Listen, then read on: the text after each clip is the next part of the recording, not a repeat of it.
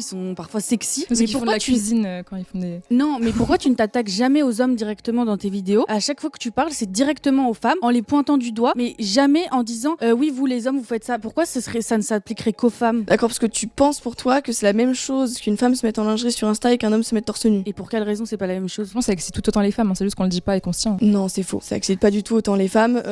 Les critères qu'une femme va rechercher chez un homme, il y a aussi évidemment l'attirance physique, mais en fait, comment dire, c'est pas du tout. Les femmes, elles ont un désir qui est beaucoup plus de l'ordre de l'imagination. Ce qui est le moteur de leur désir, c'est leur imagination. C'est pour ça d'ailleurs que les femmes. C'est vrai que les femmes sont moins attirées par un physique que les hommes. C'est pour ça que les femmes notamment consomment beaucoup plus de romans érotiques et compagnie, et qu'en fait, et c'est davantage les hommes qui consomment de la pornographie. Je pense pas que c'est beaucoup parce de que les hommes, pas de l'inné. parce que les hommes sont plus visuels. Les hommes consomment plus de pornographie visuelle que les femmes, parce que la pornographie est plus facile d'accès, etc. Il y a un peu plus de femmes qui en consomment qu'avant, bien sûr, mais ça reste à l'extrême majorité des hommes. Ce qui va attirer, séduire une fille, ça va être des mots charmeurs, ça va être des attitudes, c'est ça. Alors qu'un homme, c'est très visuel. Et donc en fait, c'est évidemment pas la même chose, même si oui, on peut regarder, on peut tout à fait voir un beau physique masculin et se dire oh, il est beau celui-là. Mais en fait, ça a pas du tout déjà la même réaction chez une femme que chez un homme. C'est pas pour rien que l'insulte pour les femmes, c'est et l'insulte pour les hommes, c'est puceau. Mais du coup, moi, ma question, c'est est-ce que tu penses que ça, c'est de l'acquis ou c'est de l'inné? Ouais, c'est de l'inné, ouais. C'est de l'inné, mais en du coup, grande partie. c'est sous quelle étude scientifique que tu dis ça? Parce Mais que j'ai non, vu que t'en cites beaucoup. Ouais, bien toi, sûr. Tu as fait du littéraire, moi j'ai fait des sciences. Au-delà d'être une chance sur les réseaux, j'ai aussi un bac+2 en biochimie après avoir fait un bac+5 en marketing et en communication. C'est pas parce que j'ai des avis.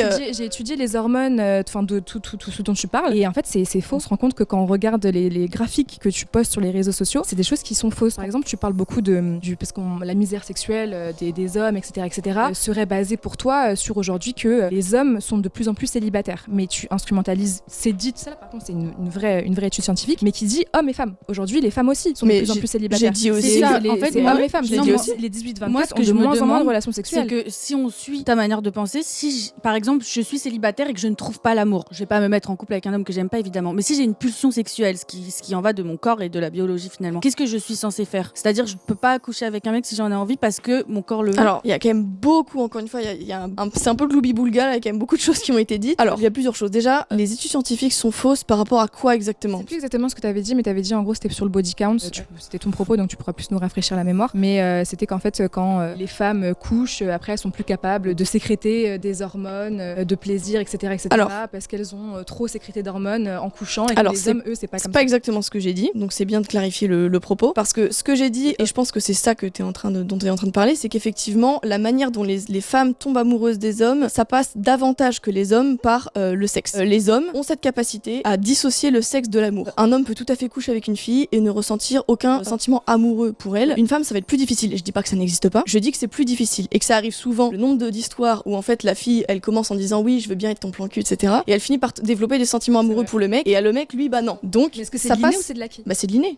Tu vois sous quel notamment ce truc d'hormones, scientifique notamment ce truc d'hormones dont tu parles, c'est-à-dire que en fait les femmes vont davantage sécréter d'ocytocine via le rapport sexuel qu'un homme. Bah, si, c'est vrai. C'est une fausse étude scientifique. Et en fait, ce qui pour le coup va davantage pousser un homme à être amoureux d'une femme, il y a aussi ça. Les hommes, ils en sécrètent aussi, mais beaucoup moins. Ils ont 2 fois moins de récepteurs pendant l'acte qui sont activés que les femmes. Et ensuite, eux, c'est plus la vasopressine, le fait de s'investir pour elle, de passer du temps avec elle, de créer des souvenirs avec elle. Les hommes et les femmes tombent amoureux de manières qui sont un peu différentes. Donc c'est pour ça que je disais les filles, attention, c'est pas anodin.